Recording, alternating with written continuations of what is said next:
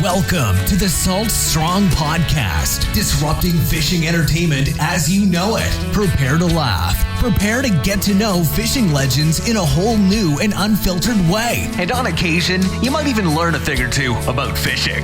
Here's your host, Joe Simons. Like diamonds. The strongest shrimp lure ever? Everybody, Joe Simons, like diamonds. Hey, and Luke Simons. Got the new Prawn XT. I just got 4 packs, 2 of the big boys and 2 of the small ones. Just arrived in my mailbox yesterday. So if you're an insider, just like Luke and I, we get 20 to 30% off everything as well. So I loaded up, got a new travel rod. We're heading off to Louisiana coming up soon. So we'll have some stories, I'm sure, on one of the next couple of podcasts from that, heading there with Hollywood. And we'll be trying out these new prawns. But there's been a lot of talk about it. We just launched these Prawn XTs, crazy strong. Luke, you've gone out. I know Tony's got some footage now where, 30, 40 fish on a single shrimp lure, including you just got back from dragging that sucker all over the bottom of the ocean floor. Pretty wild how strong and tough these new Prawn XT lures are. So there's been some questions like, hey, is the other one going away, meaning the original going away? Are we going to have this material on all the lures? So we just want to get on a podcast and address everything about this brand new XT material that we've been working on for a long time. So pumped it's finally out. So where do we begin, Luke? Yeah, I think first we'll just the questions you asked. So the Prawn XT, there's 2 sizes. They're the same sizes as the original prawns, like the Prawn USAs. The Prawn USAs are made from plastisol. They're much easier to rig. But these new ones, and we're still going to keep selling the Prawn USAs. Yeah. We'll keep making them for as long as members want them. These, though, they're the same size. They're still flexible, so it's not like a rigid lure by any means, but it has the benefits. These are just superior in my opinion. Just after using them, this exact one has caught over 40 fish, and most of which were snapper and grouper that are very good at ripping up soft plastics. And check that out. There's not even like a little tiny bit of the tail is compromised at all. I don't even see like where you rigged it. Like I don't even see a hole for the hook. And you imagine how many times that hook was ripping through there. Yeah, it's incredible. I've never had that. I've never had a lure come close to that, a soft plastic. And so far I've been testing these for quite some time. I haven't had a single one get torn from a fish. Yes, I can. If I grab real hard and actually like pull it really hard, I can finally get a piece. But the fish obviously can't do that. So I've yet to have one of these get compromised, which is insane. So we're going to keep selling the old one for as long as members want them. My thought is once people actually use these, they'll probably not likely go back to the other ones. So because they are a little bit tougher to rig, but as long as you've like rigged soft plastics before, it's not hard. And it can be rigged. Just a cool thing about them is they can be rigged on weedless jig heads like this. This one caught. I was using this morning. I caught some really nice flounder, plus some grouper and snapper, and I bet you I had like 6 ladyfish on, and you can see right, not a single bit of the tail is compromised. The eyes are still on there. Right? A lot of times pinfish will rip the eyes off of soft plastics. And then on the way back in, same lure, I stopped by a little trout spot, and this one probably caught maybe 7 or 8 trout, plus had ladyfish on, and you can see it is not compromised at all. So you can rig it on traditional jig heads with exposed hooks, or my personal favorite is on the weedless jigs, bouncing this along reefs. This morning I was on the edge of the shipping channel in Tampa Bay, and this thing was awesome. It was bouncing through all that gnarly stuff. Didn't lose any to the bottom, nor to fish messing with it. So I've been blown away. I knew it was good, like when I felt the material, and but just after using it, it's just becoming more and more impressed with the fact that I still have yet to have one get ripped by a fish. What do you do in super shallow? Normally we talk a lot about the Haas Helix. Is that the only downside is rigging? Yeah, actually, it's been so hot that a lot of fish push out in deeper water. So lately, I really haven't been using this XT one up in the shallows. It does rig on the helix hook. That's the toughest thing to rig it with. Where for those not familiar with the helix hook, I actually don't have one here on me, but it's the one with like the corkscrew head where you have to like screw it in the material. This material is tough, so it is actually difficult to corkscrew it in. But if you do a pilot hole down the middle where you can get the centering pin down and then just use some force, it will rig. But but lately I've just been bouncing. I've been slightly deeper water. Granted, with this one I was catching those trout in like 2.5 to 3 feet of water, so I just didn't rig it weedless. Yeah, and the good news, once it's on, because I agree, I've been playing around with it, and it's tougher to rig, also more forgiving, like meaning if you do screw it up, because I've even screwed up the plastisol ones, right? If you're going quickly or doing it in bad lighting or whatever your excuse is, because I've got plenty of them, there's been times where I don't line it up perfectly and I got to redo it, and oh man, I already got a hole there. If you catch one fish, and all of a sudden that fish really rips through, where the hook pushes through to lip the fish, and all of a sudden you got this really big hole in your plastisol. You'll have your jig head or your Haas helix will start slipping. It'll start moving. It'll start popping out. This one, once it's on, that sucker's on. Like it for the most part, it's not coming off. Yeah, again, it really has been. It has been shocking how strong this thing is.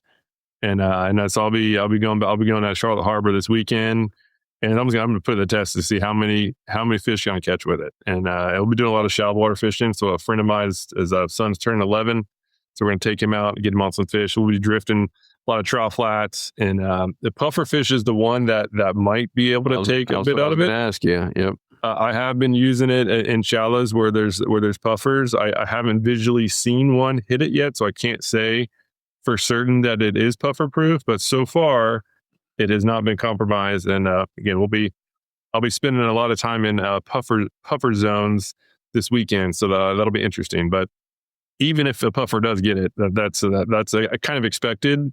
But if there is a soft plastic that is puffer proof, it would be this one, because I've tried almost all TPE lures out there, at least all the popular ones, and I've never once have I had one that lasted over 40 fish, most of which, again, were grouper and snapper that are extremely tough on soft plastics. I've never had one come out completely unscathed. It's amazing. If you don't mind, we'd love to talk about lures. Also love to talk about the application on great and easy places to fish them. I know you were just out. Oh, I lost you there for a second. You were just out here, I think it was this morning, right? And caught some flounder, some snapper. Can you maybe even pull that up and kind of show on smart fishing spots how you're using it for very near shore, meaning, you could kayak out there if you wanted to on a calm day, kind of show what your, where you could use this, and then what the rig was, et cetera, for these Prawn XTs. I think to be super helpful. Yeah. So while I'm pulling up my map, I'll show you actually part of my catch log. So yesterday I went out and I promised the wife some dinner, and my most trusted way to go out and get mangrove snapper was my target. And one of my favorite way to catch mangrove snapper, my most trusted way, is to just go find a bridge. So I went over to St. Pete, and they love this Prawn Junior. This is the 3.5 inch size one. And I've always loved this lure for snapper. They're very rough on lures, as I mentioned before. So what I took the Prawn XT, the junior size, put it on a 1/2 ounce jig head, rigged it weedless on this weedless football jig, and I just basically drifted through the bridge. The current was pretty strong, so I was just drifting through and just bouncing bottom as I drift through. And I ended up bringing home 4. So I caught 4 keepers, which isn't a huge amount. But I didn't have to bother with live bait, and I was back home. I was off the water by like 10 o'clock. So just a quick trip. What size jig head? Make sure you mention that. So I had the 1/2 ounce for that was because it was like 15 to 20 feet, in some cases 30, and the current flow was pretty strong. If it's like not very, I basically want to get as light as I can while still getting it down to the bottom where I can actually feel it bouncing the bottom. And with a sensitive rod like the slot machine, which I use, is as long as I can get it on the bottom, I'll be able to feel what's down there, because obviously it's very beneficial to be able to feel where the rocks are and also where they aren't. As mangrove snapper and grouper, even flounder, hold really tight to rocks. So if you're not near rocks, you probably aren't going to catch many fish. And so with this half ounce, since the current was strong, I went the half ounce. If it was, say, 10 feet of water and the current wasn't very strong, then I would go to a quarter ounce, just because it'll still get down to the bottom, and it's just more natural. All right, not many shrimp have a big old head on the front, but better to be down there in their face and look a little bit off than to not be there at all. Because if you're not on the bottom, you're not going to catch nearly as many fish, especially during the summer months. So I was bouncing bottom. So now I got this app up. So this morning I went over, it's a secret spot, so I can't divulge the spot. Let me put a sticky note over the coordinates. So this morning I went over to Tampa Bay. That's hilarious. So it shows the coordinates right there. So what I did is I was experimenting. We have this high res layer. And so this is on the channel of Tampa Bay, the Tampa Bay shipping channel. And I was zooming in and I was seeing these rocks. And so I marked them. And so let me go ahead and fish these rocks. Check this out. So I took a buddy from church, and we were trying to catch mango snapper. I did catch one keeper, but the flounder bite was insane. So all three, I'm trying to watch while I'm doing this, caught some really nice flounder out there. So nice. All three of these are nice flounder. Even caught a fourth one. So further up the line. Yeah, so there's another catch right there. This is a red grouper, I believe. Yeah, so anyhow, so I basically found these rocks, and this is in about 35 feet of water. And so this time I had a 3/4 ounce weight to get down to the bottom. For the juniors, still with the half ounce, it got the job done. But yeah, check this out, like more rocks. So I was basically just finding this deep structure. Summertime, water gets hot. A lot of the fish will naturally shift out to deeper water. And the craziest thing was actually like literally right in that spot where those flounder were. I get a fish, and I thought it was the biggest flounder of my life, like because we were getting these flounder, and it turns out it was like a probably 25-inch fish, and I thought it was the flounder like on its side, like coming up, and it turns out it was a snook. It was a snook in 35 to 40 feet of water on the edge of the shipping channel in July. So I was not expecting a snook out there, but yeah, cool trip. And same thing. So use these lures. We're bouncing around that. You can see those rocks were pretty thick, and didn't lose a single one because it's weedless. So didn't lose a single one to the rocks, nor to the toothy critters down there that are pretty aggressive with salt plastics. Before, with any other salt plastics, I really like this type of fishing in the summer. So I've done it for many years, and never once have I had a day where I've caught a bunch of fish, like brought home a lot of dinner, and didn't burn through a single tail. It's like, oh, I go through packs. I remember the last time we did it. Yeah. I literally went through packs, and I had that extra pocket in my fishing pants that I just put all the extra plastic so it's not getting out in the environment and stuff, and I'll have a whole pocket full after the end of the day. So that's I guess, let's just say the pros and cons. We talked about rigging. It's also more expensive, per lure, but they last, I don't know, maybe to our own demise. It's salt strong. We're not going to be able to sell as many because they last forever. They're so good.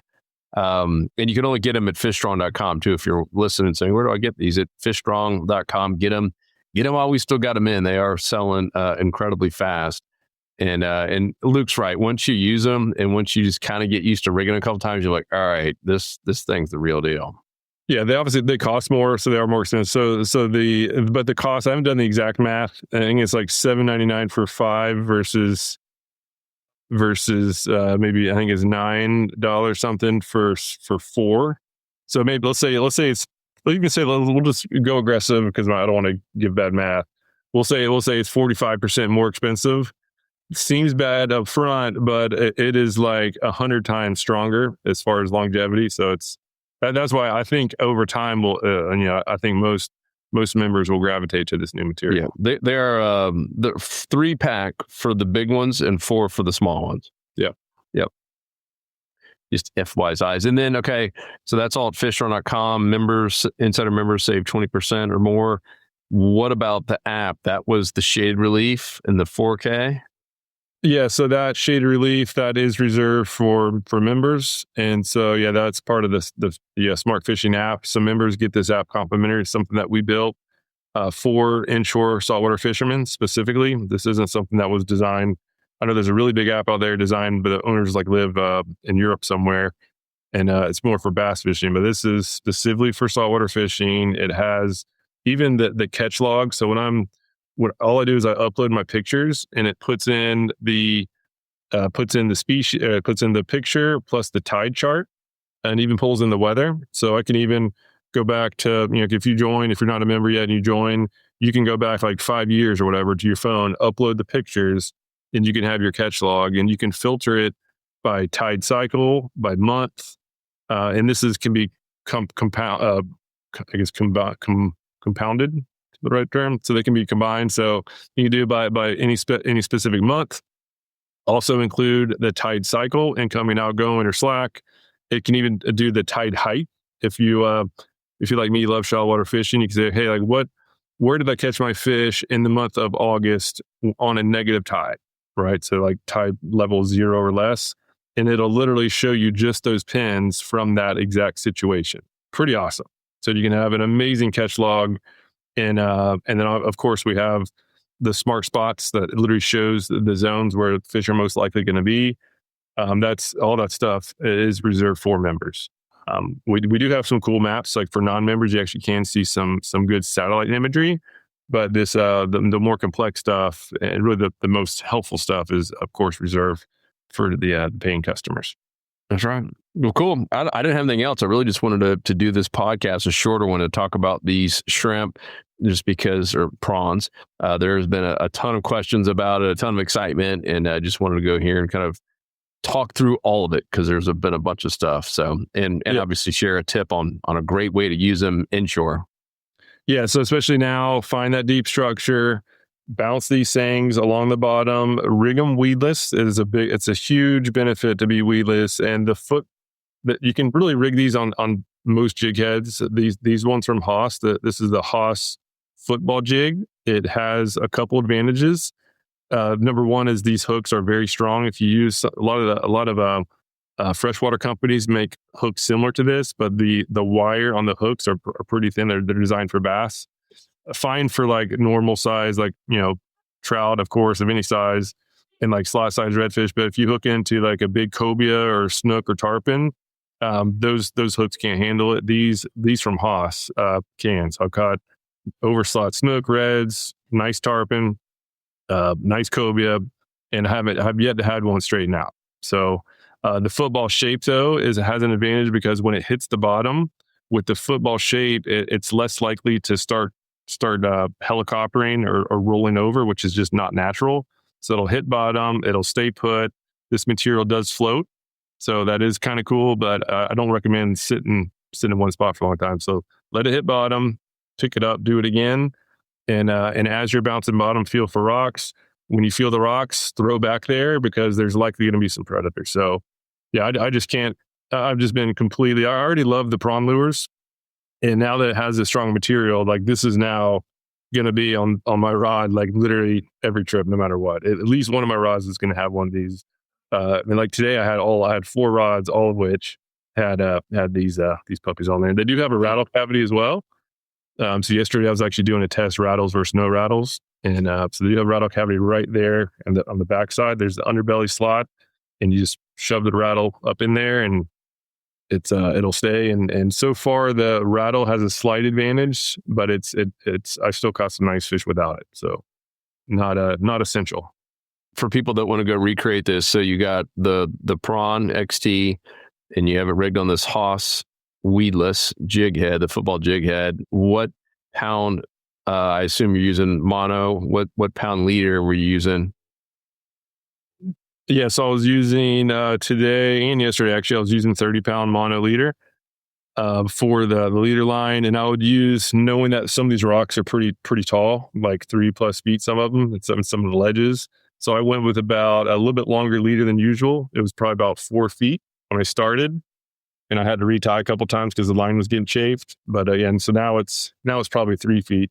But yeah, started about 4 feet of 30 pound, and then the braid was a 20 pound. 20 pound that X braid, what the J braid, $8,000 has been a really impressive braid. So I've been sticking with that, and then yeah, just bounce bottom, and as soon as you feel that thump, let them have it. It's fun, and just cool thing about it is you just don't know what it's going to be. I think we caught like 7 species today, and we were off the water at 10. So it was like a lot of action from a variety of fish, and I'm already can taste the flounder that's going to be cooked up tonight. So I love some flounder. Cool. All right, guys. Well, you can get all of the tackle at fishstrong.com. Make sure Insider members, you're logged in, you get your discounts automatically applied. If you're not a member and you want access to smart fishing spots, the tackle discounts, we're doing a tackle tester right now this month where we're giving free tackle away, free slam shady every month. A lot of really cool benefits. You can go to saltstrong.com and join there to take advantage of everything. Otherwise, leave comments, questions, anything that you want to see in the future, any other questions about the prawn or the app or any of that, leave it down in the comments, especially if you're on our blog page or YouTube. We try to get to all of those. And we appreciate you big time. And we'll talk to you on the next episode. Peace. See ya. 'Cause fishing, it's in my soul. It was pain.